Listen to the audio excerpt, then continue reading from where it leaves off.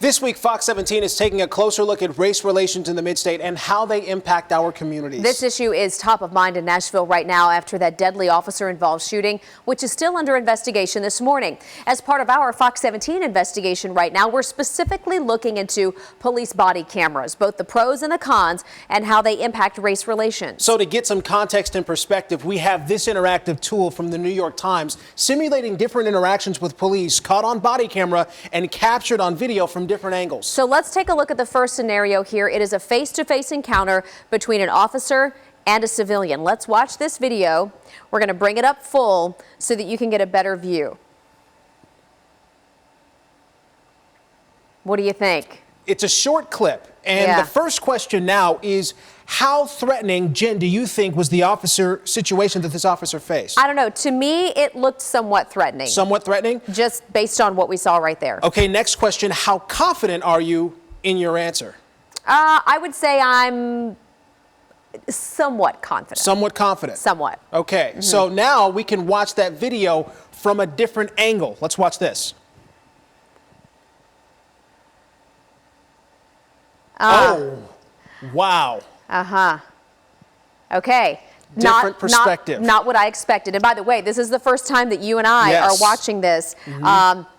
Definitely not what looked to be going on in that camera It's view. only from the perspective of the body camera there, so you can't necessarily see it. So coming up in the next 15 minutes, we're looking at a different scenario, a foot pursuit. We'll review the body camera video and talk about what it does and does not show. Really interesting here. Coming up right here on Fox 17 this morning, your only local news source from 7 to 9.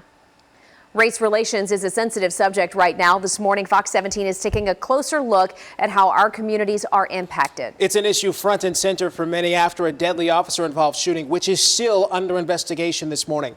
As part of our Fox 17 investigation this morning, Fox 17 is specifically looking into body police cameras and the pros and cons, along with how they impact race relations. So to get some context and perspective, we have an interactive tool from the New York Times. It simulates different interactions with police caught on body camera, captured on video from different angles. Now, about 15 minutes ago, we showed you a face-to-face encounter between an officer and a civilian caught on body camera, and you can see how different things can look when you change a camera's perspective. Absolutely. So now we want to look at a foot pursuit, a chase is what we would call it. So let's watch this and listen. How you doing tonight, sir? Hey, police department. Take your hands out of your pockets for me. Sir, take your hands out of your pockets. Take your hands out of your pockets now. Now. 6'6" I have foot pursuit. Foot pursuit. Running right now. Running. Taser. Stop resisting. Stop resisting. You watch reaching this. For my gun. Reaching for you my gun. could hear the interaction between the officer and the guy he approached. AJ, what is the first question that you would think about? Well, of course, it's why would the suspect run? Yeah. Why would the suspect run? Because this officer, he says, hey, I'm a police officer. Can you take your hands out of your pockets for me? And you see this gentleman looking down. So did he do something illegally and try to flee? The officer did something to frighten him. It doesn't matter. I'll tell you what, it sounds like because the officer was clear, can you take your hands out of your pockets for me? He did something illegal and tried to flee. Is the suspect reaching for the officer's gun?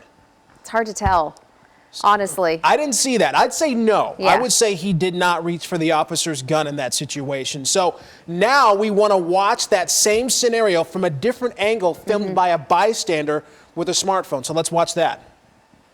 How you doing tonight, sir? Man, what is this cop doing? Guy's just standing there.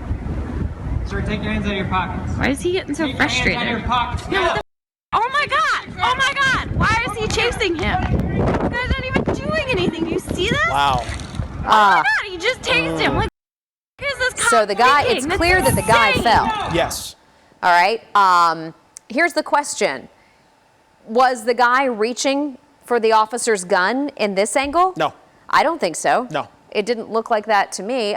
Do you think that the officer's response to all of this was reasonable? I think you'd have to say no.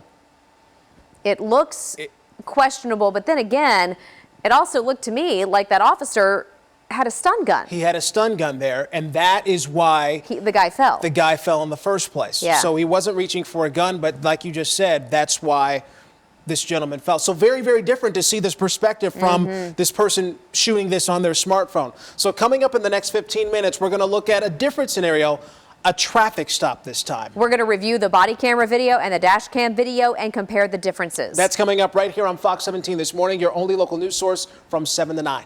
This week, Fox 17 is taking a closer look at race relations in the Mid-State and how they impact our communities. We've been reporting on more protests and outrage after a deadly officer-involved shooting, still under investigation this morning. And as part of our Fox 17 investigation, we are looking into police body cameras, the pros and the cons, and how they can impact perspective here. So to get some context and perspective, we have this interactive tool from the New York Times simulating different interactions with police caught on body camera and captured on video from different angles. About 15 minutes ago, we showed you a chase that was caught on police body camera. You saw how things could look very different when you change the camera's perspective. So now let's look at a traffic stop right here. 656, I'm out with the suspicious vehicle. Sir? Sir, whoa, get back in the car! Get back in the car! Wow. All right, so this brings up the question, how threatening was the situation the officer faced here? Very, somewhat, a little, or not at all? I think if I'm an officer, I would say very threatening, because all of a sudden you were seeing Somebody come out of their car. Someone get out of their car, and that is not standard protocol when you approach someone during a traffic stop. All right, so the next question here, how did the officer end up on the ground? Do you think he was pushed, he fell, got knocked down by the door, or maybe you just can't tell? I don't think you can tell necessarily. It is hard to tell. It's hard to tell. And a lot of people, almost half the people surveyed here would agree with that response. So now here's what we want to do. We want to show this scenario from a different angle, filmed from the police car's dash camera. Let's watch this. 656, I'm out with the suspicious vehicle. Sir? Sir, whoa, get back in the car! Get back in the car! So that didn't add a lot of clarity, did it? Not a lot, although it did look like the door flew open, the guy jumped out.